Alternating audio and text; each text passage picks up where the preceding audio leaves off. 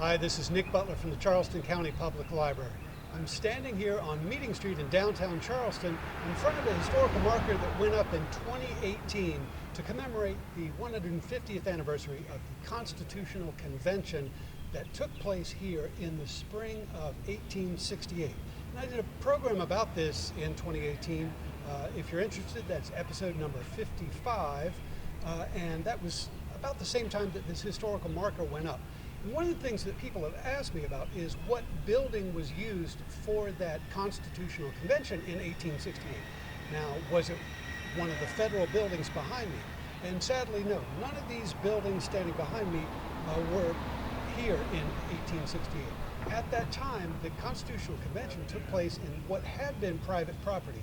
It had been a clubhouse, the Charleston Club. It was a private organization that had a very large brick and wooden structure on this site. It was big enough for a couple of hundred convention members to assemble in the spring of 1868. After the Civil War, a group of predominantly black men, most of whom had formerly been enslaved, meeting with white men and working out a new constitution for the state of South Carolina.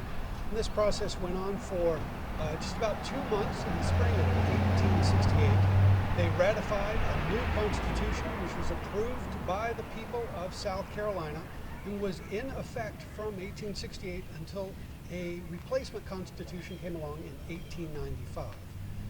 The 1868 Constitution was remarkable for a number of reasons, one of which because it was drafted by a group of men that included a significant number of formerly enslaved men, but also because it afforded unprecedented civil rights to the formerly enslaved population of South Carolina, which was the majority of the state's population at the time. It also afforded unprecedented civil rights to women in South Carolina, and it provided for compulsory schooling for all children of all backgrounds in South Carolina. And this was a brand new day, a real highlight in Charleston history and South Carolina history in 1868. And sadly, most of those very progressive features of the 1868 Constitution were withdrawn and superseded by the very discriminatory South Carolina Constitution of 1895. And sad to say, but South Carolina still has that 1895 Constitution today. It's been amended hundreds of times, and it's not quite as offensive as it was in 1895. But it's sad to say that that 1868 Constitution is no longer with us.